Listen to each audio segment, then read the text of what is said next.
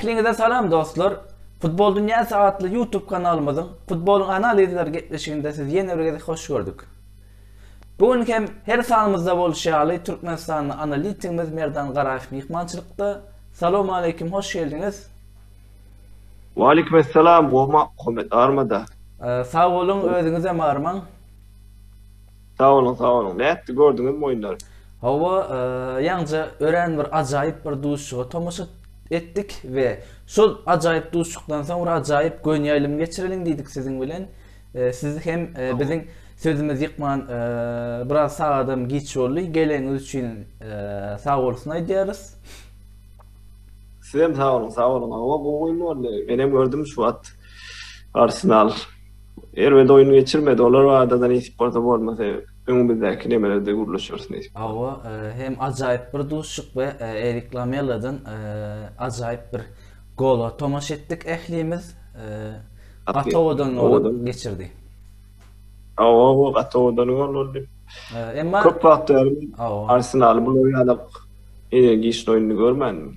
Belki sezonyň iň oýuny bolupdyr Arsenal üçin. Hawa esasy temamyza geçelim.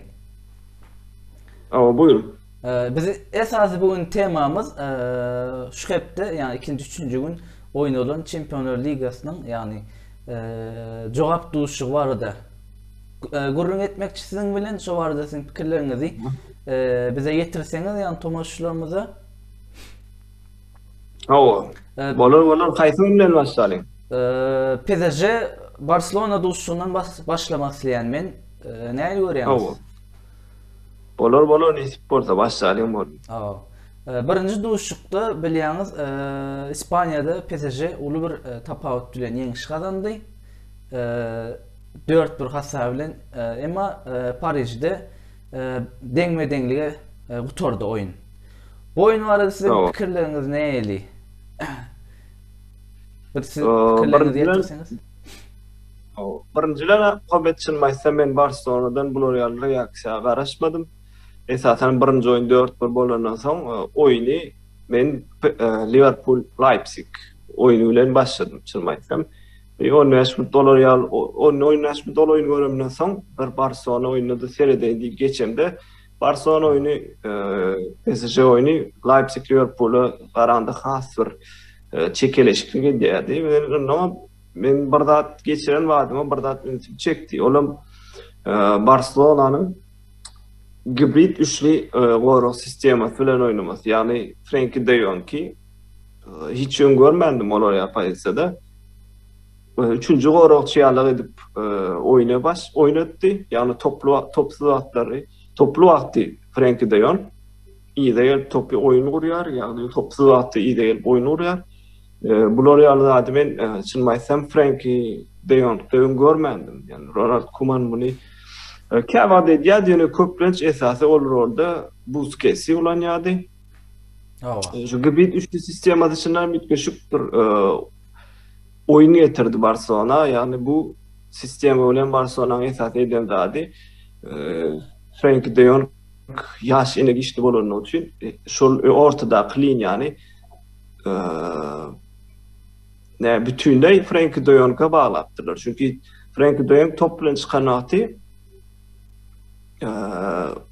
ortada yani gyradaky ganat gorokçylaryny öňe sürýär.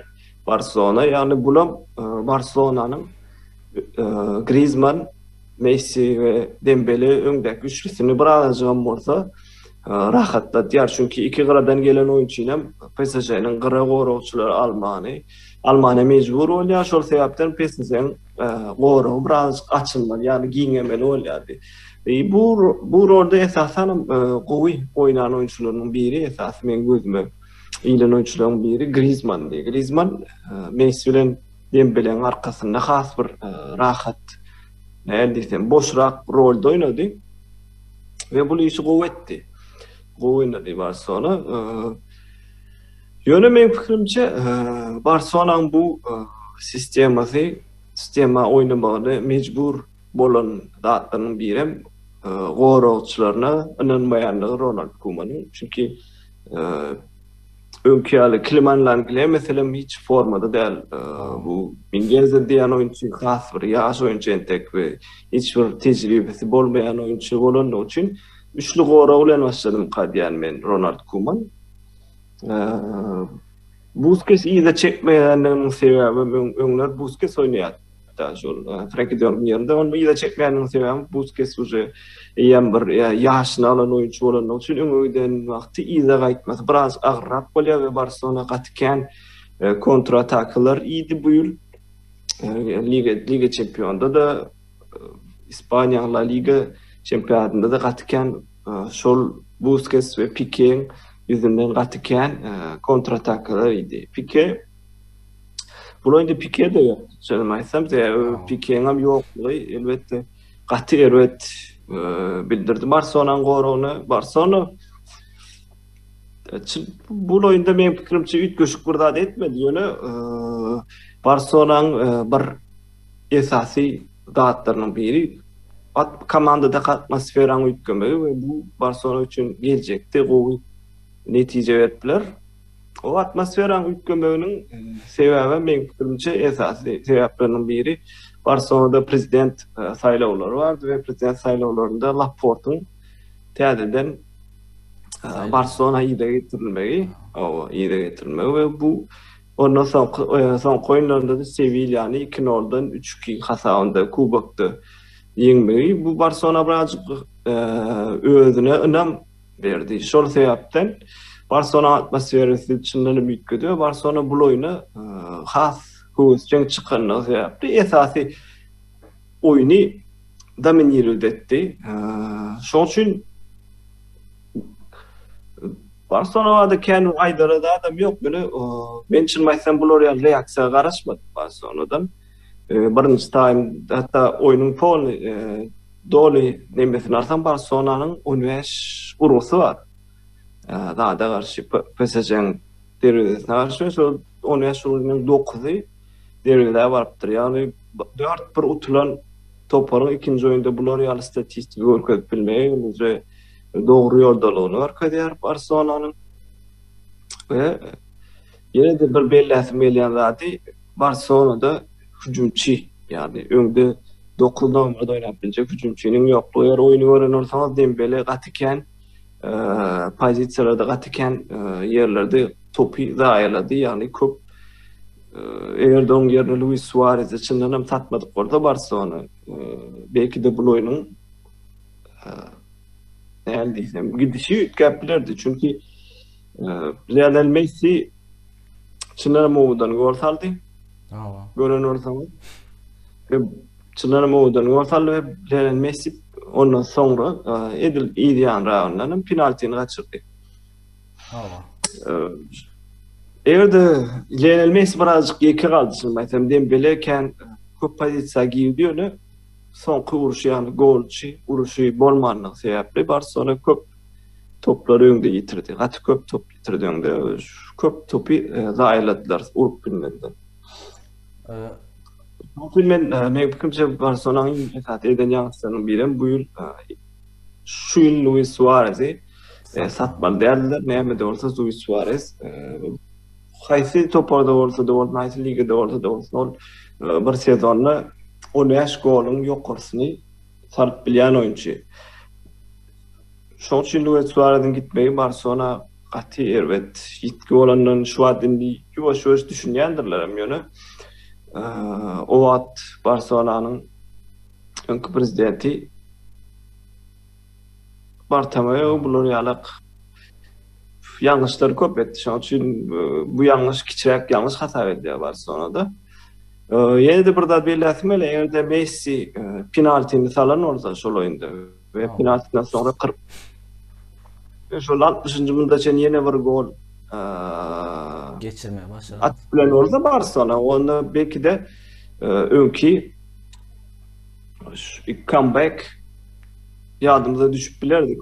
Köpler men meselem bu arada seretdim o comeback bolarda atip ýadan olanlar bolupdyr. Elbette Barcelona'da ýermeden bular ýalda da garaşyp bilersiňiz. Ýöne edip bu ýyl däl olanlar. Şoň üçin Barcelona'nın üýtgeşik oýuny görmedim çynmaýsam. PSG var adaysa PSG hem doğru taktik bilen çıkmadım kadyan. Elbette orta poylati PSG'nin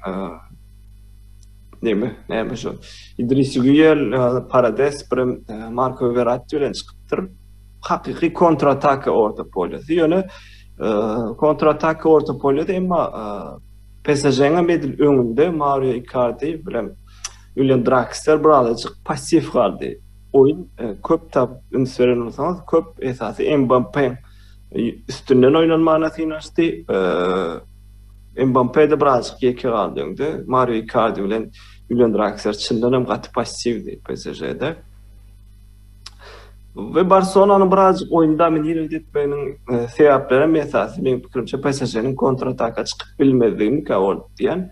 Sebebi topu ortada çyndan hem gowy top alýardylar. Marco Verratti, İdris Güye ikisem hatta Paredes hem çyndan hem söwüşçen, yani top alyjy oyunçular. Hatta Marco Verratti gaty köp taraply bir oyunçu. Hem top atýar, hem uzun paslar geçip bilýär, hem hüjüme çıkıp bilýän oyunçulardan biri.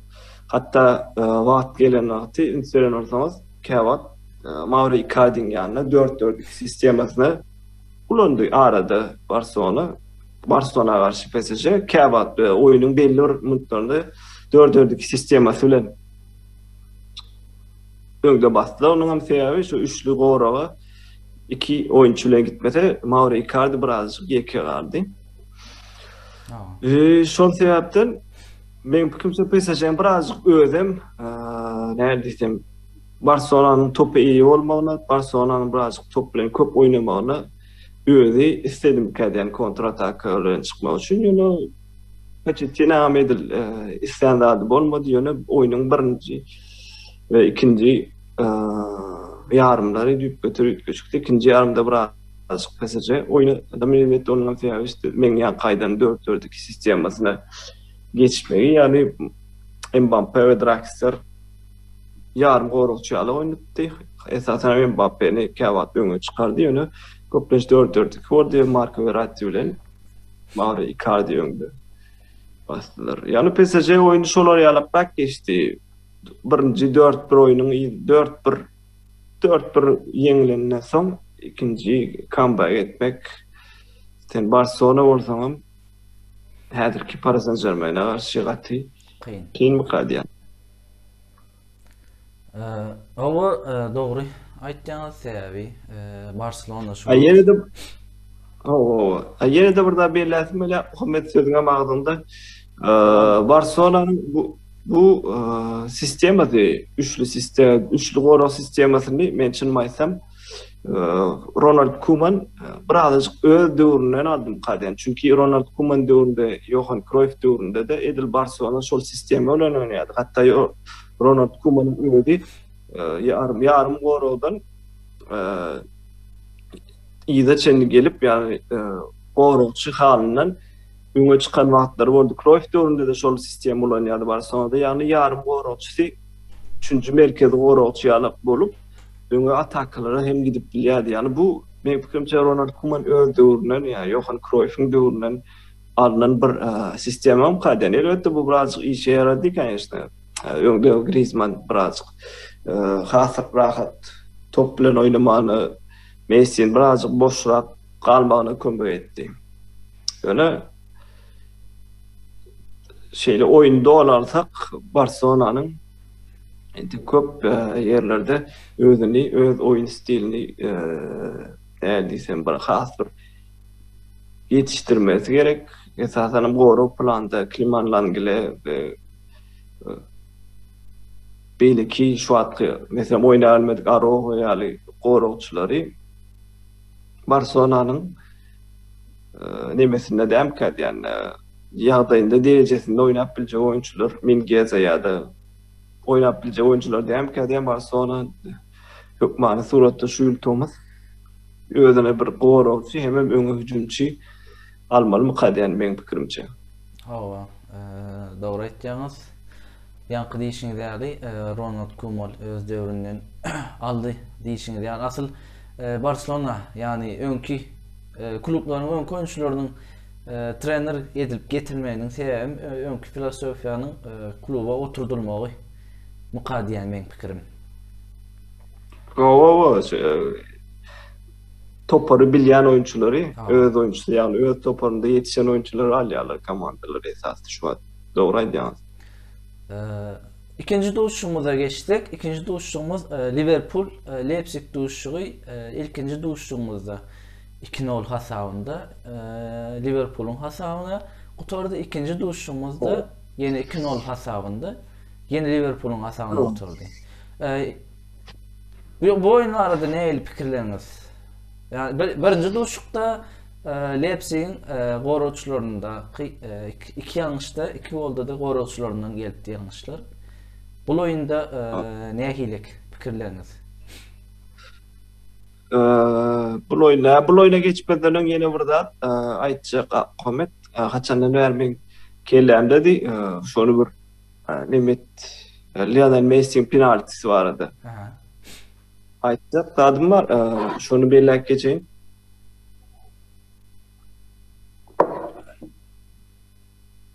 Oyunu oynanırsan Lionel Messi penaltı kaçırdı.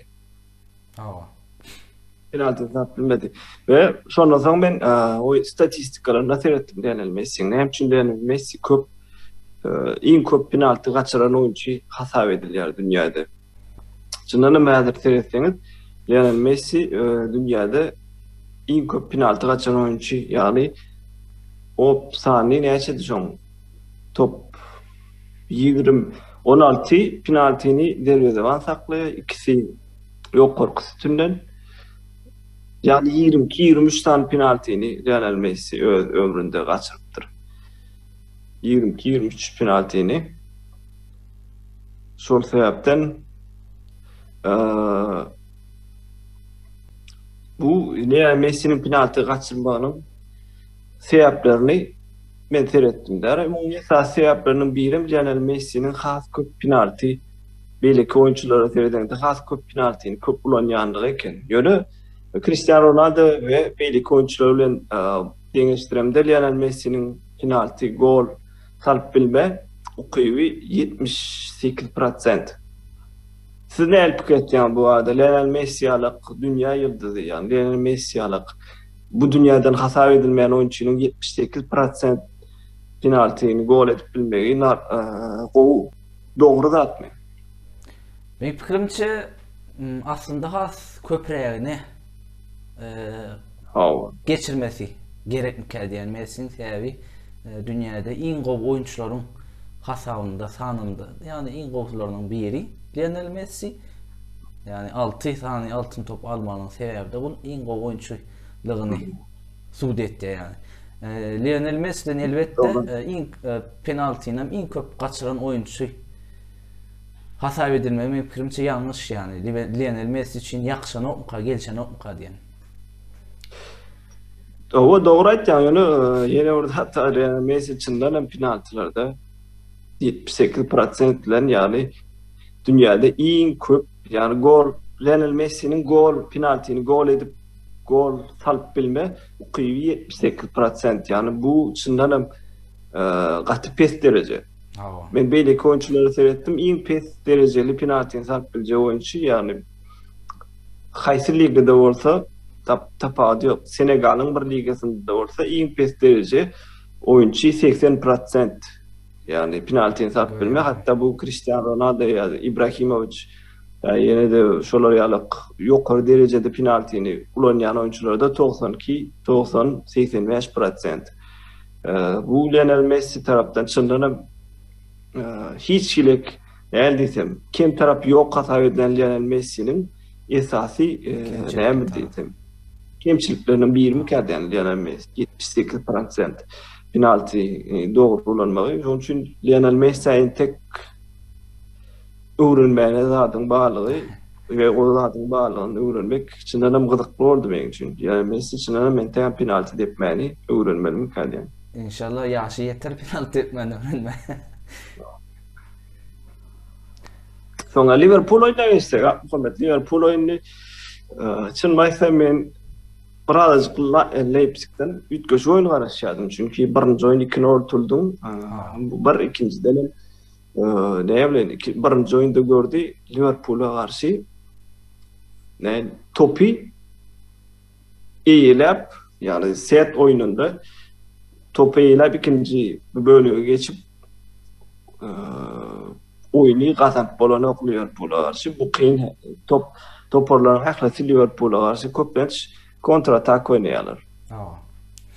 Köplenç kontratak oynaýar. Tottenham şoň ýaly, Southampton şoň ýaly, Manchester City hem hatta şoň bilen Liverpool'la oynandy. Topu 56-60% topa iyi olan Manchester City Liverpool'la oynandı elmidi ama 50'den yukarı geçen yoktur. 48, 49, 50, 51% topa iyi olan. Yani topu köplenç Liverpool'a oya. Çünkü Liverpool elmidi ama goral linyasını öňde düzen vakti. Hatta sonki oyununda kime karşı oynatmışlar? Chelsea'ya karşı oynanan oyunda da biz seninle bile öptük. Şu anda da mesela aittim Liverpool öňüňe düşýär ve Werner'i sonra Mason Mount'u kaçırdılar o.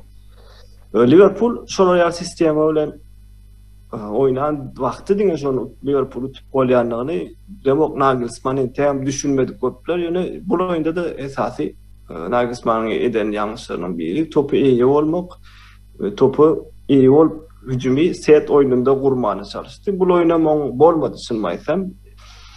Ýöne esasy men inzip çeken zatlaryň biri Fabinho'nun orta pola yani merkezi o merkezi yarım goroçda oynatylmagy. Merkezi yarım goroçda oynatylan wagty hatta oyunun man of the match boldy yani oyunun adamy saýlandy Fabinho oyunda. Çyndan Fabinho'nun orta gelmegi Liverpool'u gaty ya yani Fabinho orta gelen wagty diňe Fabinho'dan on gapdalyndaky Thiago we Wijnaldum top alma yani tackles won diye de birebirde top alma basarlyklary çyndan şol oyunda gaty ýokary derejä ösüpdir. Yani bu diňe Fabinho'nun däl asly Liverpool için gaty mühim zatlaryň biri Liverpool'un esasy oyun sistematy orta poladaky basy öňden topary yani garşydaş topary yarım polyadan geçirmedik ve öňde baskı bilen topu ýewip kontrataklarda oynamak. Ve Fabinho bilen bu oyunu başardym kalardy yani Liverpool Fabinho'nun topu köp almagy hatta Fabinho 85-90% birebirde topu alypdyr yani da Thiago sersen olam 75%, Wijnaldum 80%. Yani Liverpool orta polyada Leipzig'i çyndanam ýok etdi yani. Polyadan wapşe süpürdüler. Hiç ilek orta polyadan öňe tarap geçirmedi. Leipzig'in oyunu seyreden olsam bari ýogy birinji taýmda 2 sanak näme 2 sanak koplu pursady var. Oňdan biri näme şol Upamecano top alıp çıktı, şorladyň. Stangadan nemeden topu yine de bir şolar ýalyp uzun oýlanan pasty bir sanak pursady. Yani Liverpool Leipzig'i hiçbir şekilde oynatmadı ortada. Hatta Nagelsmann yani topu iyi olmanı, topu özünde saklap oynamanı goýan trener çaresizlikten Mehmet Cenilme çaresizlikten oyunun ikinci yarımında Emil Forsberg bilen Jakob Poulsen oyundan aldı. Yani Emil Forsberg ve Jakob Poulsen yani oyuncuny oyundan alýan olsaň diýmek senin oyunun çynlanam ýören ok diýmek. Çünki Jakob Poulsen ve Emil Forsberg Leipzig'in esasy beyinleriniň biri. Hücumdaki bir orta polada 10 numaralı oynayıp bilen oyuncu Emil Forsberg'i oyundan alıp onun yerine Justin Kluivert, Haydar'a ondan sonra yine bir oyuncuyu aldılar. Doğru adıma şunu belli ki kimdi? Justin Kluivert, Haydar'a belli ki kimdi? Tak. Şu an benim adıma şunu olmasa oyunda ol gördüm ben. Yani me radar Van kaldı o. Oo. Van Van kaldılar. Yani bu sistema yani bu oyuncular çıkarıp öňe Justin Kluivert diyalog ya da idare veya bank ya da tecrübesiz bir oyuncuyu almak ya bu eýem şol eden hereket bilen Nagelsmann özüniň bu duelde ýeňilendigini boyun aldy we Çaresiz bir hareket yani.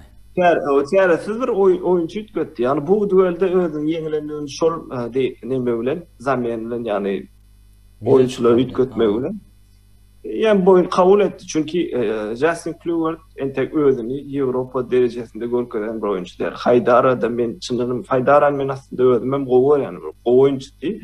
Ýöne özüni entek dol görkezden Charlotte şolar ýaly meselem Charlotte Türkiýede Trabzonda çyndanam gowy işler edýärdi. Hatta Türkiýede näçe ýyllar gowy oýunlar görkezdi bir kim we hatta Türkiýede gol lider boldy yani ýalňyşmasam Trabzonspor'da. Ondan soň Leipzig'e geçti. Yani Charlotte özüni görkezip bilen ok. Şoň üçin meniň pikirimçe Liverpool Leipzig'i çyndanam polyadan men süpürdüm kädi yani hiç ýylyk şans bermän. Ýöne esasy o taýda esasy oýuny ütgeden adam ýene gerek belläp geçen ol Fabinho'dy. Fabinho'da näçe aýdan soň öz ýerini aldy orta polyany. Ve bu Liverpool'un indiki Premier Liga'daki oyunlarına täsiri yeter mi sizin pikiriňizçe meselem ertir akşam Aşgabat sagady bilen 1-de Türkiýe sagady bilen 23-de 10 ýerde ýagny Wolverhampton bilen duşy bar. Liverpool'un ol oyunda men pikirimçe yani Leipzig oyunda da men gören adamın biri. Leipzig oyunda da gören adamın biri Näme şol. Liverpool öňki ýalyk iki gyra oyunçusynyň öňe uğradan nokta indi haýsam bolsa birini uğradýar. Meselem esasen Trent Alexander-Arnold iyide galy. Öňki ýalyk gyradan öňe nokta indi Andy Robertson bilen köplenç çep gyrany ulanýa zadim Arnold'u 3-nji gorokçy ýalyk iyide goýýar Liverpool. Bu karşıdaş toparın kontratak geçirmeni çınlara kontratak geçirmenin öňüni kesýär. Yani Liverpool mümkünçe bu sistemani öňündäki hepdelerde de ulanar mı kadar Trent Arnold'u goýup endini uğradyp ve Fabinho, Thiago ve Wijnaldum sistemasy mümkünçe duram kadem ve Liverpool Wolverhampton maçı çynanyň bozup oyun bolup ýani mümkünçe Liverpool endi ýuwaş öz öňki formuna geler kadýar. Yani Henderson'un hem şikesinden ayrılmağı bilen biraz topara ütköşüklük bolar mı kadýar menem? Ütköş ýene Henderson mümkünçe oynatmaly mı kadýar? Çünki Henderson biraz diňjeler bara ikincidenem şu atky ortadaky üçli merkezi ýarym oragçylar bir-birine şeýler gelişdiler, bir-biriniň kem taraplaryny ýapýarlar. Şoň üçin yani Thiago'nun yerine belki salar diýip bilerdim. Ýöne Thiago da Henderson'a göre açılmaysam oyunu gowurýar we hasary Henderson'dan has gowy berýän üçin mümkünçe Henderson ya Nat Phillips'in ya Ozan Kabagyň yerine orada ulanyp biler. Belki ýöne Nat Phillips we Ozan Kabag bu oyunda Leipzig ulan oyunda gaty bir gowy oyun görkezdiler. Esasen Nat Phillips kän göze çarpdy. Yani belki geçen götürdüm şol Natalie Phillips'i az. Nat Phillips çyndanam gowy oýnady yani öňe çykyp ortaga gelen toplar birinji ikinji toplary Fabinho bilen Nat Phillips çyndanam gowy aldylar. Şoň üçin mümkünçe belki bu ýyldaky sistemany we öňdäki sistemany ütkötmeli biler Jürgen Klopp. Ýöne Jürgen Klopp'dan näme etjegini de öňüne bilip bolanok. Ol oýnam näme bolsa göreriz. Liverpool arada Leipzig'a da aytacağımız şulara koymuyor. Çünkü Liverpool Leipzig arada 3,5 birlik geçmeyene adam yok. Şunmaysam. Şu yerde koşmaçı Yine koş Leipzig'te devam edin. şu vardı. Leipzig'te geçen yıllara seyreden hazırki nemesinden hem düzümünde esasen mert yaşta oyuncuları pes derecede Nagelsmann'ın yaşta oyuncularının pes derecede. Çünkü geçen yıl mesela Werner bar vakti Werner esas düzümde çıktı ya Paulsen ya da Emil Forsberg oyuna ikinci time ya da oyuna sonradan girip oyunun gidişini ütküdüp bilýärdi ýöne ama şu an Leipzig'de olmagyny üçin Leipzig birazcık şu derecede kösenýär. Owa. Yani men bir bellep geçeceklerdim. Koşmaça bir tema olacak bu. Şu an Liverpool belçime diyarlı Premier Liga'da ilkinci dörtlüğün daşında var ya ama şu an Şampiyonlar Ligası'nda gidişi gowy. Yani diyecek olanlardım 2004-2005 sezon yanlışmasam Milan ile duşşanda Şampiyonlar Ligası'nı kazandı Liverpool. Şol duşluklarda men habarlarda gavat geldim Liverpool ilkinci dörtlüğün daşında bitirdi Premier Liga'nı. Liga şampiyonu kazandı. Yani bu yıl hem şeylerek bir ýagdaý gaýtalan biler misin pirinçi Liverpool'un bu oyunu bilen?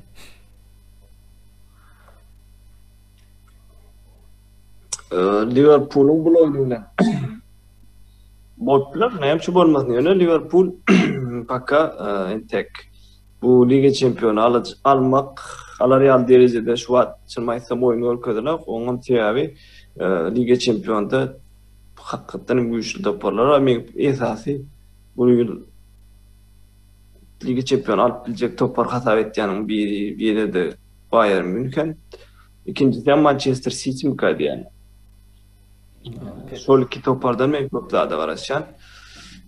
Liverpool yine bir koyun bir tur geçenden soň bu arada belki arkaň gurlapdylar. Sebäbi pakka entek Liverpool özüne getirilen Liga şampiyonda da şu wagt Leipzig ýeňdi Leipzig çynmaýsam häzirki wagtda alsaň Leipzig'in öňde set oyununda oynap bilen oyuncuları yok. Yani gol atıp bilecek hücumçuları yok. Yani bunu Liverpool Leipzig'in oyuncularına seyretsen yıllık gol atan oyuncularına seyretsen hiçbir oyuncusu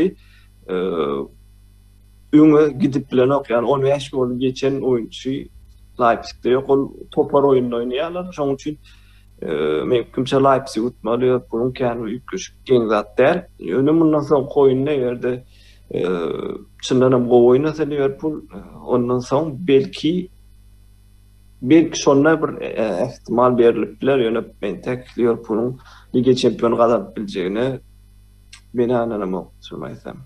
Hawa bu soru bermenin asıl sebebi şu wagt Premier Liga'da birincilige hiçbir şansy yok ve ikinci dörtlüge girecek. Bir şans hem az mı kadiyen? Şoň üçin dine maksat Jürgen Klopp'un maksady Şampiyonlar Ligasyna mukadiyen. Şoň üçin bu soru berdim. Bolplar görmeli tek dol bir ayt bilen Liga şampiyon diýen hatta gördüm Port Juventus'ta näl bolsa bu toparlar çyndan büyük göter başgaça oynayýarlar. Port Juventus diýdiňiz, isleseňiz ol oýuna geçelim. Port Juventus maçyny. Bu duş Port Juventus. Portu'da 2-1 Portu'nun hasarına biten duşçuk. İtalya'da 3-2 Juventus'un hasarına utorsa da mihmançılıkta atılan gol bilen Portu'nun ýeňişinde. Yani Portu'nun turu geçmesini geçme peýdasyna boldy oyun. Yani berde Porto nähilek oyun bilen karşılık görkezdiýänse ve Juventus'un ýeňilme sebäpleri barda birazcık öz pikirlerinizi getirseňiz.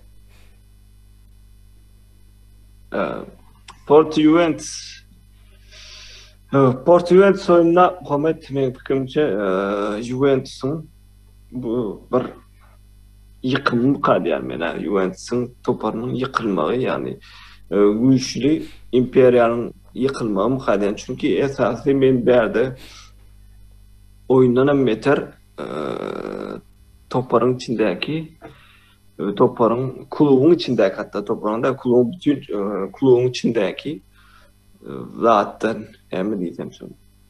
Prezident kulüpten aşağı partinin direktörleri yani trener ve içerideki ve işleyen ehli azalarının häzirki döwürde edýän ýalňyş şereketleriniň netijesi mükemmel yani bu Porto çünkü Juventus'un en esasy ýalňyşlarynyň biri Andrea Agnelli gelenden soň Pepe Morata'ny Sparta'nın direktörlükden ayırmağı ve o Inter'e gitmegi mesela. Inter'e gidenden soň Pepe Morata çyndan hem özüniň el güýçli Sparta'nın direktörlüğini görkezdi yani geldi eýem Antonio Conte'ni getirdi ondan soň Inter'e hem çempionluk üçin oýnaýar.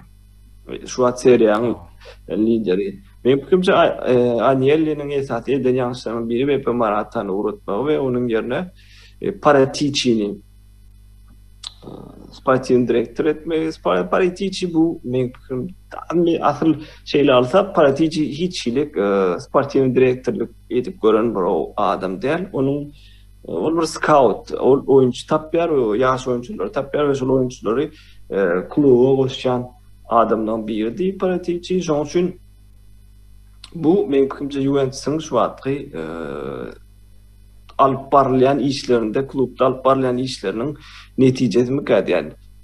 Ve oyunu arada istem ne ama çınmaysam eğer de bir trener oyunda iki gol alıp toparı özü bilen süýräp oturan oyuncuny oyundan çıkaryan olsa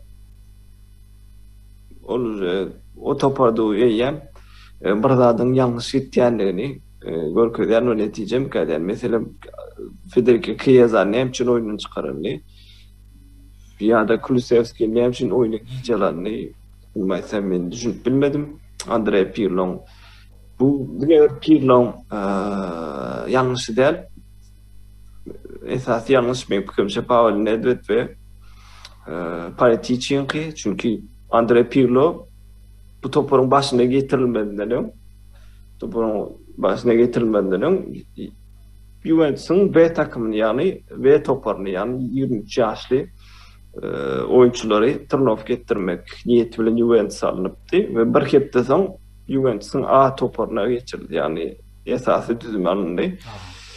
Pirlo birinciden bular yani uly işlere tayin däl mükemmel. Yani ikinciden Pirlo'nun gelen toparı çyndan hem eýem bir yıkıma toparın bir imperiyanın yıkımına gabat geldi. Çünkü ýadyňyzda bolsa 2016-2017 ýylda Liga Çempionada Juventus final oynan döwrü Barcelona bilen.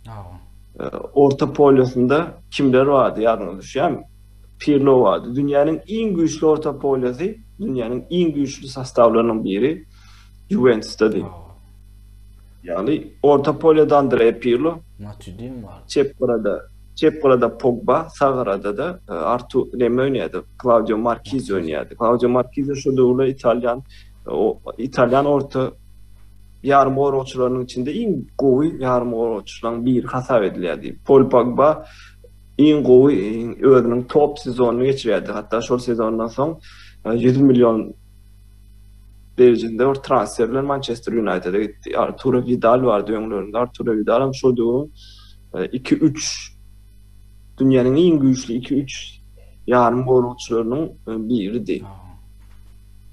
İdaki 4'di. Ýene şol Kellini we Bonucci'di. Öňde de Carlos Tevez bilen ya Laurent oynayardı ya da Vucinic vardı ya. Şolun bir rol ýa-da köplenç ýa-da ya Quinto vardı. Ýalňyşmasam.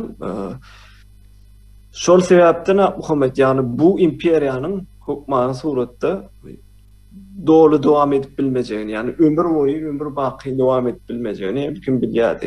E, Juventus'un esasy yitiren zatlarından biri bu orta polasy. Häzirki boýunýarda seýsen Juventus'ta Bentancur, Rabiot, Artur, McKennie, Kulusevski. Yani bu oyuncuların hiçbiri doğru transfer edilip alınan Ramsey mesela doğru transfer edilip alınan oyuncu değil. Yani bu Topar'ın häzirki alyp baran psikologiya filosofiýasynda bir ýalňyşlygyň bağlanyny örkezýär. Mesela Cristiano Ronaldo'ny aldylar. Näçe 100 milyon berip. Cristiano Ronaldo'ny aldylar we Cristiano Ronaldo'ya berilen puly bir oyunculardan çıkarmanasyny çalar mesela. Soňky döwür ýaman köp Juventus bu oyunculara ünsep başladı. Mesela Aaron Ramsey pul kontrakty tutardy göň aldylar. Alvaro Morata Atletico Madrid bilen arzan olan üçin göni aldylar. Soň McKennie'nin şolar Federico Chiesa'nın arayanda aldylar mesela. Ýani men diýjek olanym Juventus'un şu an kalıp barayan fikri gaty ýalňyş. Muğda oyuncular bilen biz puli Cristiano Ronaldo'ya yatırılı. Näme bolsa bolsun Cristiano Ronaldo bizi hem oyunda alıp çıkar. Nit fikri bilen aldılar. Mesela Melih Demiral aldılar. Melih Demiral Türkiye'den geldi yani. Melih Demiral men erwet oyuncu diýmek ýöne Edil Şuat Juventus'un derejesinde oynayabilecek oyuncu der. Hatta şol Porto oyununda da gördüm. Edil ýalňyşly. Melih Demiral tek yeni bir küçük yıldan belki Melih Demiral bu yanlışları etmediler. Yani Edil häzir Melih Demiral Juventus'un Liga Çempiyonada oynatabilecek oyuncusu. Değil mi ki? Yani McKennie olur yani. Ondan sonra Artur mesela Barcelona hiç açan özünün go oyuncusunu başka bir topara satmaz. Artur aldılar.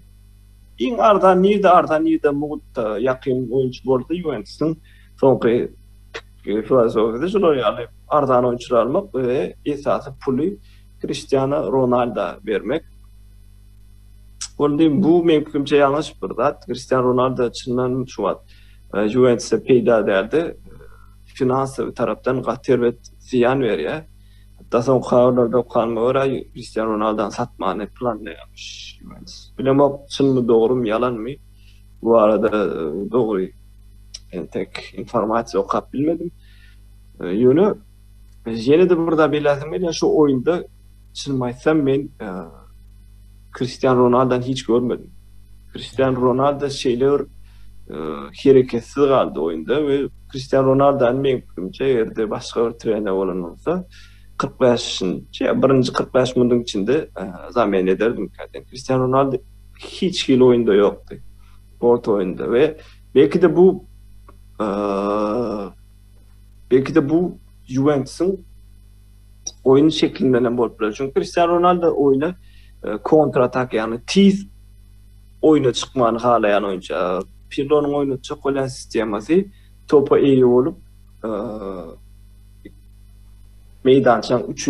bölümünde set oyunu oynamak topu öz döwümün oyunu oynayacak bolýar Pirlo top bilen paslaşıp gol şolaýarlyk bolýar. Cristiano Ronaldo oloýaly sistema oynap öwrenşen oyuncu däl çynmaýsam we bolmady. Oyunu jok boldy, ýene bolmady. Cristiano Ronaldo hiç hilek şol oyunda oyun oynap bilmedi. Yani öz oyununu oynap bilmedi. Ve Federico Chiesa ve bir gow kwadradan bir gowy Garato atın topunda ve Marata'nın golü geldi. Ondan başka çynmaýsam Juventus'un görkeden hiçbir ütgüş oyunu olmadı. Porto özüne layık, özüne gelişen şekilde Boron oynadı. Yani vakt geldi men söylerseniz altılı Boron linyasını dizdiler. Hatta altılı Boron linyasını dizdiler ve Juventus hiç hilek o aralara girip bilmedi. Hatta şu Çeppara'dan Ronaldo'dan oynayanlardan hiç hilek geçmeyene yer vermediler. Hiç geçire yer vermedi. Kızıl teremi, kızıl peti almadık olsa Porto belki de Juventus'u ekstra time'a da wagt gitmedi. Belki has irrek Liga Çempionlarının elek koyururdu. Öyle Tereminin kızıl almağı biraz olsa Juventus'a peyda getirdi ve oyun ekstra time'a gitti. Yani mümkünce bu oyunda esası problemani Pirlo'dan değildi. Spartini direktörlerden yani Agnelli'den prezident klubdan ve Topar'ın transfer sistemasını seyreden Pavel Nedved'den Paretici'den görmüyorum. Yani Pirlo'dan görmek mümkünce yanlış çünkü Pirlo yıkılıp barayan bir Topar'ın üstüne geldi. Edilip Bete Maurizio Sarri geldi. Maurizio Sarri'nin Topar'dan gitmenin esas sebeplerinden biri Topar'ın önkü gücü yok. Mesela Maurizio Sarri geldi. Geçen yıl Maurizio Sarri neyme de olsa Juventus şampiyon edip bildi. Pirlo Maurizio Sarri'nin tecrübeli trenerden şu için hem Serie A'nı yitirdi hem Liga şampiyonu yitirdi şu an. Onun sebebi Topar Juventus Topar'ı Jupiter ütgötmeli. Yani Topar'ın köp oyuncusunu satmalı ve köp oyuncusunu ütgötmeli. Yani yaş nesili getirmeli. Mümkünce sol bir Cristiano Ronaldo has önanyanlıklar has sol Cristiano Ronaldo göre oyun urcak bolyanlıklarından mukaddiyen. Bu oyun Cristiano Ronaldo mesela oyunu bir oyun Cristiano Ronaldo bir oyun oynayıp bilmedi. Juventus mesela Porto'dan tutuldu. Yani hem de bir oyunca yani hem de sol oyuncunun başına vuracak olsa bu Topar için katı onu gol ya da sol oyuncunun içinden ama oynamadı. Cristiano Ronaldo mümkünce Juventus'un yolunu devam ettirmeli değil mi? Yani onun özüne gelişince özüne has öz oyun stiline kavat gelen Topar'a gitmeli. Çünkü Serie A'da Ronaldo'nun oynayan stilinde oynamak kıyın. Serie A'da o oyun oynayıp bilmeyiniz. Liga Çempiyon'da da siz ömür boyu oynayıp veren taktikanızı birden yükleyip o neticeler bilmeyiniz. Yani Serie A'da doğru oyun oynayıp Liga Çempiyon'da kontratak oyun oynayıp siz hiç açarım. Bu oyunda o netice bilmeyiniz. Onun için mümkünce Cristiano Ronaldo gitmeli yok. Belki Premier Lig'de Ronaldo oynar. Paris Saint-Germain'e ise oynar. Real Madrid'de İspanya yine dolanmaz mukaddiyen. Porto oynamışlar yani Pepe vardı yine de böyle geçecek Pepe vardı. Kupa adam yatıptır ben o kadar gördüm. O oynadı Pepe için benim o oynadı. Mümkünce Pepe elbette veteran Erve'de oyun geçirmedi. Yine Pepe'nin bu oyunda oranmalı yeri birazcık daralandığı için Pepe oyun geçirdi. Yani Pepe'nin aslında ilk köşkeden zaten yok. Onun sebebi Porto gerek 6 gerek 4-5 gol çülendiğin yanardı ve Pepe'nin alyan teritori küçülendiği için Pepe içinden oyun diyorlar. Porto'nun şeylerse mümkünce Porto bu Juventus'u utup ilk tura geçmeyeni hak ettim yani. Chiesa'nın golü bir eden yanlışın ben Porto katı govu oran diyor. Chiesa'nın golünde bir yanlışı ne yapacağım? Otovya'nın iyi de gelip gol atılıyor kömek etmeyenlerinden iyidir. Kadiyen şol sebepten Otovya'nın son oyundan aldı. Sergio Conceição atak şeylersen Porto içinden o oyun oynadı. Şol ya kompetiya yine de bir zaten belirlenmeli ya bize sen futbol dünyası Instagram sayfanda gördüm. Pirlo vardı, Gatti köp neylilikler yazılıptır. Andrea Pirlo vardı. Onun sebebi mümkünce bizim Türkmen oğlundan köpsi Türkiye'nin internet sayfalarının okuyalar. Bir Türkiye'de de neme var? Anti-Pirloçuluk var. Anti-Pirloçuluk var. Bunun sebeplerinin biri Pirlo öz kitabında neme diyenmiş? Men bu informasiyanın yalandığının sonuna çenli izarladım ve informasiyanın yalandığını göz getirdim. Pirlo Fatih Terim arada, Türkiye'nin en kuvvetli Türklerin asıl kuvveten trenerlerinin bir Fatih Terim arada. Men hiçlik taktika bilen ok. Dine gelya hem şu Razdivalka gelya gıyır bizi oyuna salya şeklinde bir zat yazıptır deyip bir medyada neme var, bir neçe yıl var ki hem şular yazılıyor. Pirlo Fatih Terim'e şey deyiptir. Hiç taktika bilen ok, beni gıyır oyuncular motivasiya bilen oyuna salya şey deyip belki şey deyip bir neçe oyun kazandı. Belki bu Türkiye'de geçip bilendir öyle Milanyal dereceli klubda bu L'Oreal'i gıyırıp motivasiya verip oyuna salıp şampiyon olup bilmez. Yani ben Fatih Terim'in taktika düşüncesinin yokluğunu şu tayda bildim zat deyip kitabında yazıptır deyip kendi medya sayfalarında var. Ben okuyup gördüm köpsünde Türkiye'den hemmesinde ahlisinde diyen yer var. Gazetlerinde de var. Onun internet portallarında, sport portallarında var köpsünü okudum. Ve ben gızıklandım bununla sonra. Gızıklandım ve İngilizcesine ve Orçça versiyalarını seyrettim. Hatta Pirlo'nun kitabını aldım.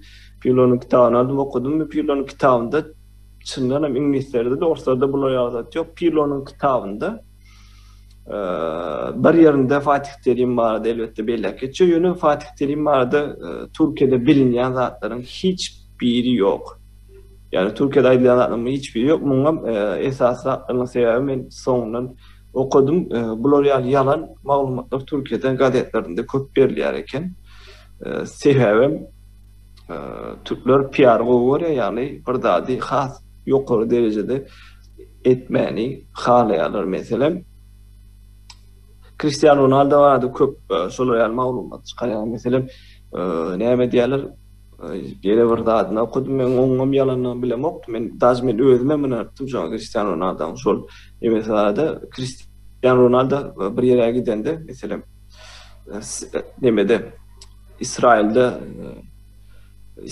dat diýenem şu oynanan oyunda bir çağaçyk gelýär futbolkasyny soraýar ýok men size futbol kalmaýajak siz şu Türkler halaňyzy oklat şolar ýazygy aýdypdyr diýip näşsan gazetde berdi Türkiýede çap edilipdir.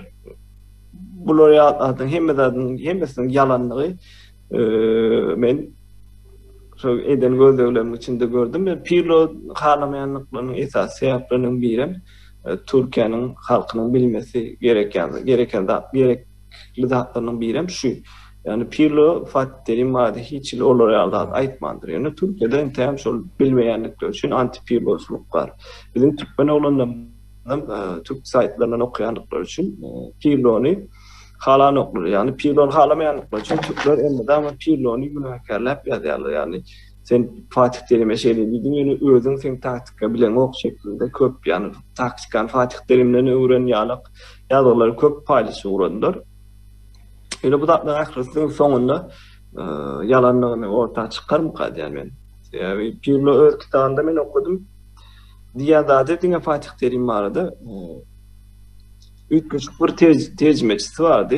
Giriyadi, taktika çiziyadi ve bir saat düşündüren de bir de tercümecisi 5 minutta tercüme etdi de yani tercümecisi var adaydı. Birem diye Fatih Terim'in diyanatlarının biri de tahta köp çizgi diye düşündüren taktikasını düşünüp doktuk diye. Çizgi köp diye hatta ki halatlarda oyuncuları taktika şeyle tahta yerleştiriyor ve kasta kurtan olup diye mesela kasta kurtan olup diye Pirlo sen şu tayda oynamalı. Ben şunu etmeli deyip diye kağıtlı yerlemedi yütküdüp biliyordü diye öz nemesinde taktik tahtasında diye ve oyuncular taktika köpsüne düşünemiz oktuk diye. Yani taktika bilen oktu diye düşünemiz oktuk diye. Yani Türkler bunu has yukarı derecelere geçiriyorlar ve Pirlo şeydi dedi. Pirlo karşı yani e, negatif bir seyrediyorlar Pirlo karşı.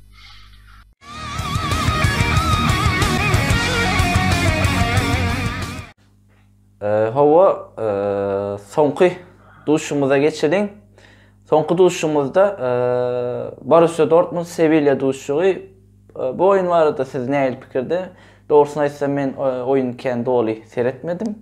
Emma yani oyun bilişmez ýaly Dortmund'un hasabyna oturdy. Yani Dortmund tur geçmän başardy. Biraz kynrak bolsa.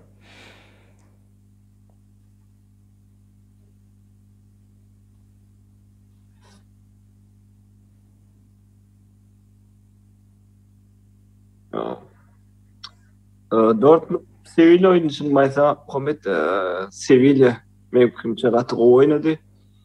Sevilla mevkimçe bu sezondaki en oyunlarından biri, hatta Lopetegui şol oyundan soň aýtdy, biz Dortmund'a göre çyndanam oynadyk ýöne Dortmund'da ýekece bir zat da olam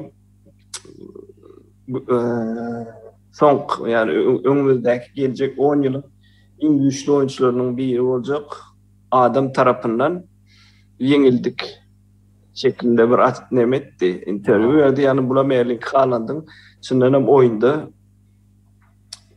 çyndanam üýtgüçük zatlar edenliginiň aşağın çyzdy da çyndanam Erling Haaland gaty üýtgüçük oyunçy we bul oyunca da Dortmund'un esasy güýji Erling Haaland boldy. Yani Erling Haaland Valencia oynadı, Dortmund diňe kontratakada birinci sapar topu yitirenlerinde ortada Erling Haaland'dan gol geldi. Yani ikinci golam şolar ýalyk geldi. Mümkinçe bu oyunda esasy oyunu Sevilla oynadı ve Dortmund diňe kontratakalar dandy. Yani men esasy daha üzüm çekenlerden biri näme üçindir Dortmund, yani bu asıl Dortmund şeklinde oynayan topardan ähli dawam eden Paris Saint-Germain Bernol utup gelen wagtynda da öz gorog liniýasyny näme üçindir öňden urdy. Yani arkada boşluk koydu. Näme üçindigini bilemok. Bu mümkinçe Paris Saint-Germain Dortmund ýaly hüjümi halayan toparlarda avtomatik ýüze çykýan zatmy hadýan. Bernol öňde utup gelen wagty hemen birinji oýunda utanyndan soň näme üçin riske girýän?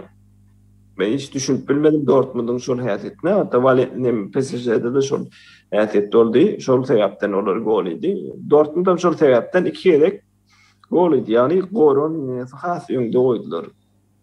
Ýöne Sevilla bu oyunda çyndanam üstsägil oynady.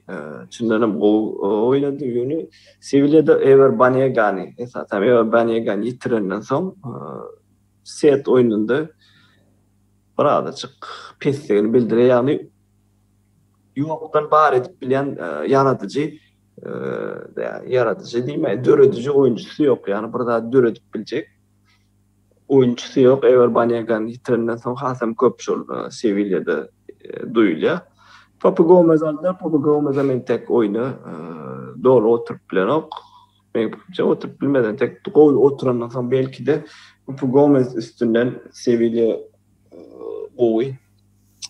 oyun gökes bilen mi kadi yani? Ýöne men esasy Sevilla'da halan oyunçundan biri Kunde Goro'da iki merkez merkez Goro'çular çyndanam güýçli Goro'çular, o elit sistem toparlarda oynap biljek, yani ýokary toparlarda oynap biljek oyunçular.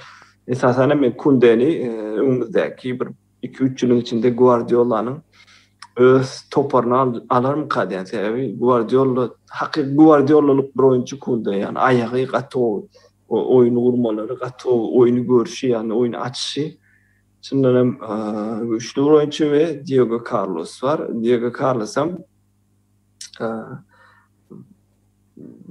Diego Carlos'am bir Liverpool sistemasyndaky, yani Jurgen Klopp, Thomas Tuchel ýa-da Mourinho ýalyk güýçli fiziki tarapdan güýçli oyunçulary halayan söwüşçän ruhu bolan oyunçularyň biri Diego Carlos. 2 merkezi orotçular çyndan hem Sevilla'nın güýçli we näme üçindir bilemok, Sevilla häzirki duran ýerinde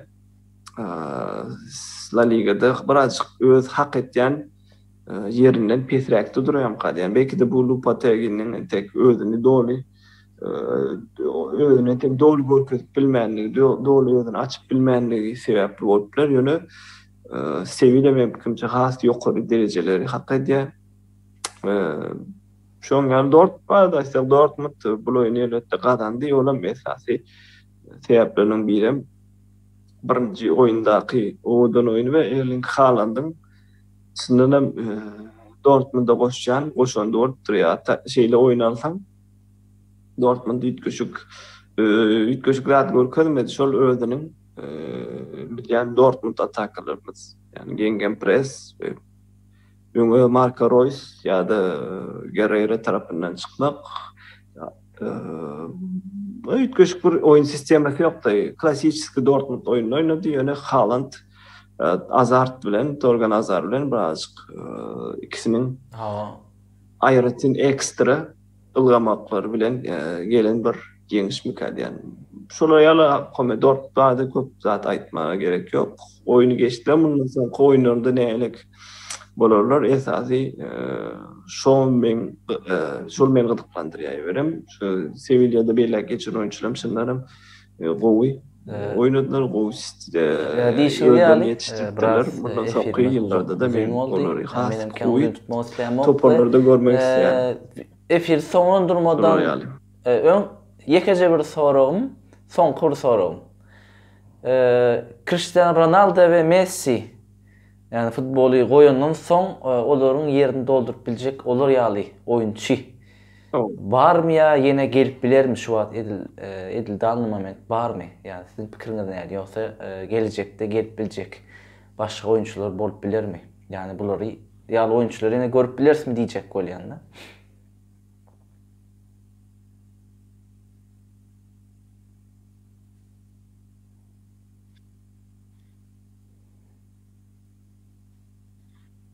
Men pikirimçe dünýä futboly şu wagtda çenli hemme tarapdan dünýä futboly hemme tarapdan bulary ýaly oýunçulary çykardy. Yani Cristiano Ronaldo we Lionel Messi'den öňem dünýä futbolunda iki sany hukman suratda iki sany güýçli oýunçy badym. Meselem öldüründe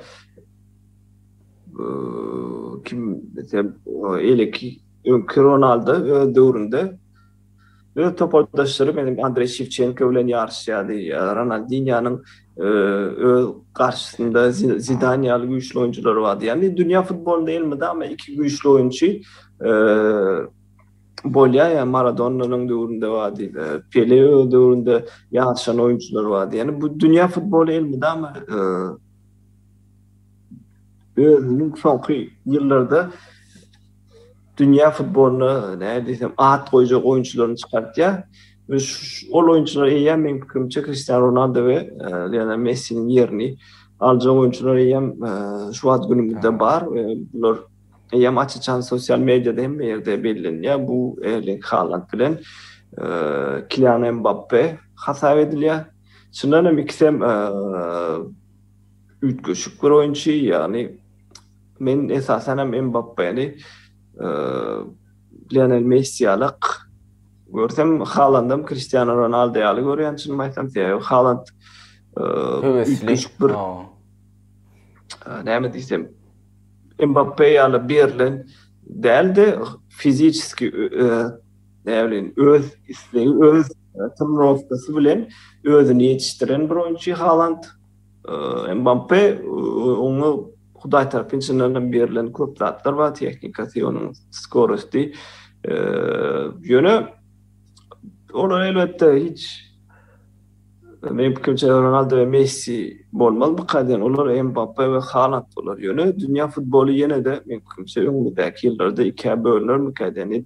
Messi we Ronaldo eýamda boluşýaly, ýani bularň döwründe boluşýaly. Mbappe we Haaland'yň döwür bolar kadene ýerde elbetde şikes almasalar ýöne. Käbir ýazylara görä Mbappe we Haaland eýem öz aralarında başladılar jedele. Çünkü Mbappe geçen Sevilla oyununda gol hat-trick Haaland etmedi. Sevilla'da Hat-trick etdi. Şol hat-trick etmenden öň yok hat-trick etmedi, duble etti. Mbappe hat-trick etti Barcelona karşı. Neme dedi? Mbappe'nin hat-trick etmegi bana ayrıtın bir motivasiya berdi diýip. Haaland bellek geçecek. Yani bu biz bunu real görmesek ama Mbappe Haaland hem öz aralarında çekişmeye başlattırlar. Yani o hem başladılar öyle çekişme ve bu gelecek 10 yılın belki de 5 yılın belli değil ki tek yine de şolara megleş oyuncular çıkma mümkün.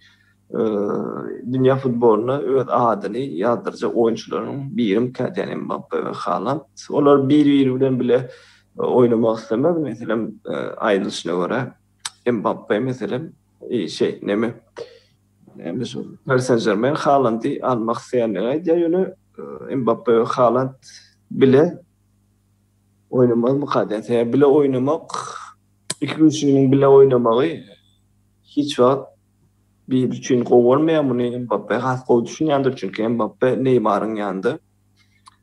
Köprenç Neymar'ın kölögesinde galýar. Hatta häzirlerim kölögesinde galýar. Şu neme oyundan öň okan bolsaň Barcelona PSG oyundan öň okan bolsaň Mbappe Pochettino'nun yanına var ya ve sonra ya Neymar yok, her kim Neymar yok, her kim Neymar yok diye oyundan öň Pochettino'nun yanına var ya sonra ya diye senin Nou Camp'ta tutup gördün mü diye. Pochettino, Neymar diye. Neymar, Pochettino diye o birge de tutup gördüm diye. Mbappe diye onu ertir tayin ol ikinci yenisini Almanya diye. Yani şolar yalak derecede Mbappe Neymar'sız özünün has güýçli bolup biljekligini görkezýär. Yani Neymar bilen Mbappe'ň arasy gowun bolsa Mbappe hem Neymar'ın kölögesinden çıkmak isteýär. Şoň üçin men pikirime Mbappe we Haaland bile bir topar oynamak istemezler bilen bolar diýäňiz yani.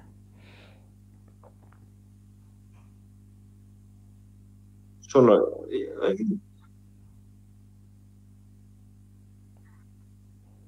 Şolar ýaly bilen bir komandada bir toparda oynamak istemedim käler diýen Haaland we Mbappe ýöne dünýäniň soňky öňündäki ýyllaryň esasy dominir edecek esasy futbolu ýöne çekjek yıllarda Mbappe we Haaland iki oyunçunyň da nägilek oyunlar görkezýäni ählimiz bile tomaş ederiz. Elbette şu oyun tarzyny ütgetmän dowam etseler has goý derejelere barjaklygyna ynanýarys.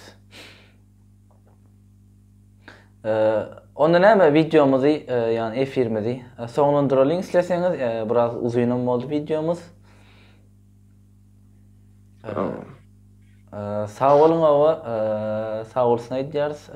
Ýene bir gezek futbol dünýäsi agzalarynyň adyndan ählisiniň adyny hiç bollar gelip biziň gepleşigimize ýene bir gezek gatnaşaňyz üçin.